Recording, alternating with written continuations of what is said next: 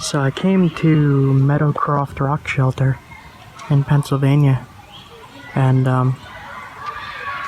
it said it's only open Saturday and Sunday, but they just happened to be doing one tour today, so I'm able to get in, and I'm kind of excited. I've been wanting to come here, and they kind of told us to avoid the school groups, so I'm trying to. They're down in the Indian village area over there right now, and I'm heading up towards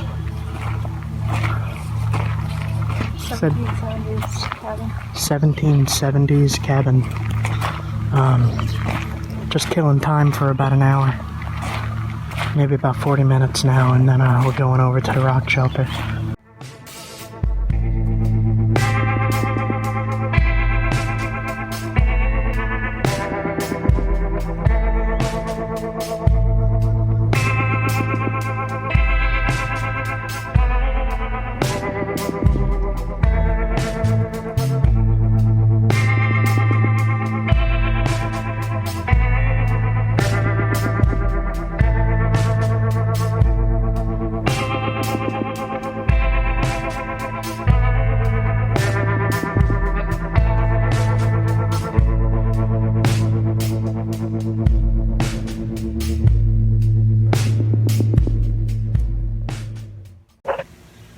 So I don't know if I'm going to be allowed to record in the Rockshelter itself, but the grounds here are pretty cool. They got a little atlatl spear throwing event with little kids throwing the spear at elk. Yeah, an elk decoy. They also have like showing off furs to the kids and a couple little wigwams.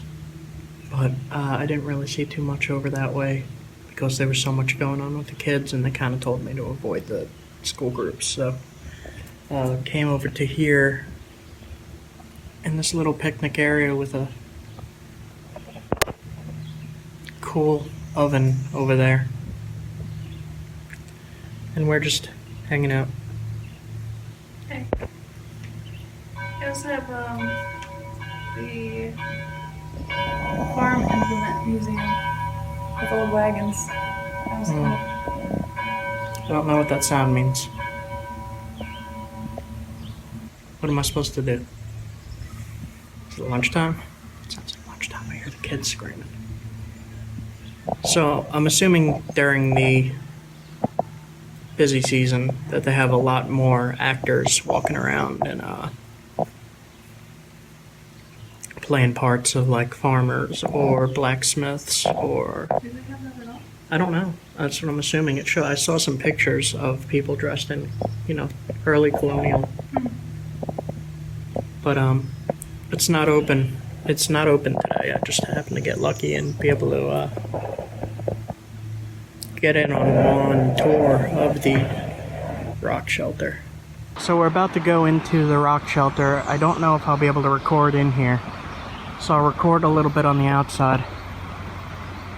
But right up there is the entrance into the Rockshelter.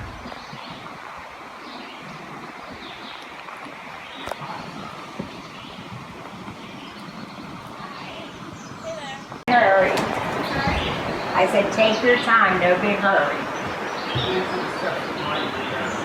I'm hearing you. And the creek is down here.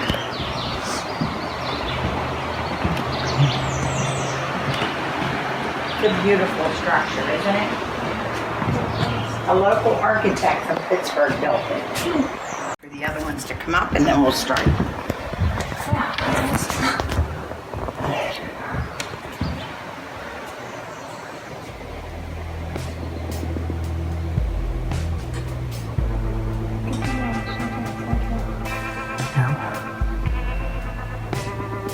It's nice and cool in here.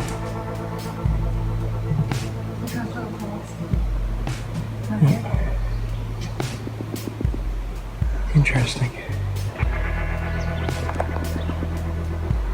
There's little archaeology bags there. So I guess they're not excavating anymore. There's a screen up there.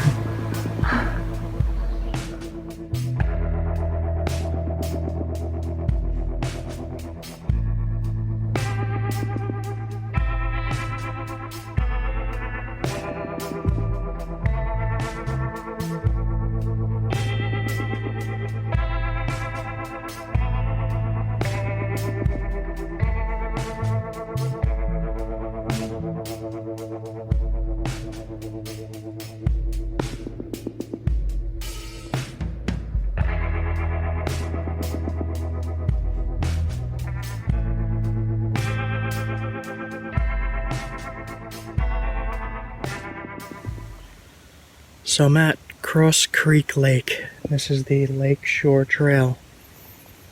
There's Leia. Hey.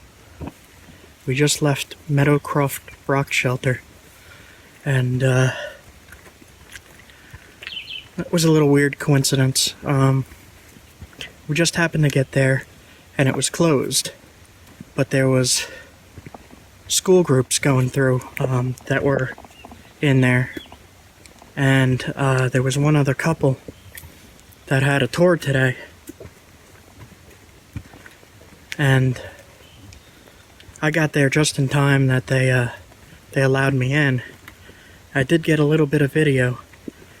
And the tour guide, and her name was Sheila, was really amazing. She's been working there for 35 years. And she knew a lot of information. And I talked to her a little bit about different things, about the site, about the museum that I volunteered at. And she wanted me to get in touch with the director to see if I could possibly do some flint knapping demonstrations at the Rockshelter, which would be really cool. Walking down this trail along Cross Creek Lake. Now, Cross Creek runs right past MeadowCroft Rockshelter, so we just followed it down to this park. MeadowCroft Rockshelter is a cave, kind of. It's an overhang that collapsed over the years. And in that cave is different levels of different time periods of people living there that go back as far as, what was the date? 12,500?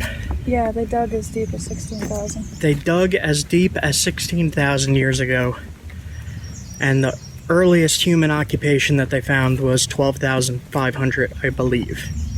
All the way up to present evidence of all the way up to use. Beer cans in a fire pit. Yep. I wasn't expecting to be able to see that. I tried last year and it was closed and they wouldn't let me in. This year, for whatever reason, they're like, yeah, come right in. And they were all awesome. Awesome people, friendly people. It's the longest spanning occupation of a site. So meaning from 12,500 years ago, non-stop, up to today, with the exception of now it's a museum, so there aren't people camping there anymore. But up to not too long ago, there's been people camping there for 12,500 years at least, which is pretty amazing. In one spot, one campsite. It's the longest spanning occupation of a site. So meaning from 12,500 years ago, non-stop, up to today. With the exception of now it's a museum. So there aren't people camping there anymore. But up to not too long ago, there's been people camping there for 12,500 years at least. Which is pretty amazing. In one spot, one campsite. But it's I tried to take video to show you the amazing view of the creek and how big the shelter actually was.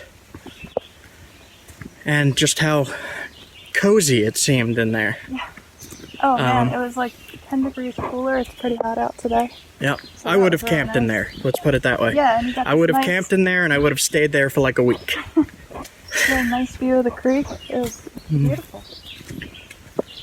So that site was discovered by a groundhog. Apparently in the hole that it dug up, the person who, I guess he owned the land? Yep. The person who owned the land, there's some large deer prints right there. Right here.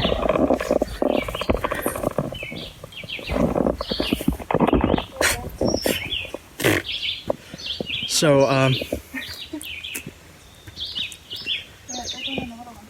the landowner found a groundhog hole, and in the dirt from the hole that it pulled out was chips of flint. So, long story short, it took him 18 years to find an archaeologist that would dig out the site that that a groundhog discovered for him. So he didn't want to tell anybody about this site because he was afraid people would come in. I'm sliding down this hill and loot it and destroy, as he said, pages of history and not be able to get them back. So he didn't tell anybody about this site for 18 years until he found an archaeologist who would be willing to come and do it correctly. I just thought it was really really amazing. So this is pretty cool. There's a big lake here. And there's a creek running into the lake. Okay, so the other thing that I learned from this place was that there was a occupation before Clovis. So it was called, the point that they found was only about this big. And I saw that it had hit something and fractured, and they resharpened to fix it. That point was 12,500 years old, which would be the oldest point on the east coast here. And that was, it was at a very bottom layer of this cave. Now they named the point after the guy who discovered the site from investigating the groundhog hole. Miller. His name was Miller. They were selling t-shirts that said, "My Miller point is older than your Clovis point," which I was like, yes.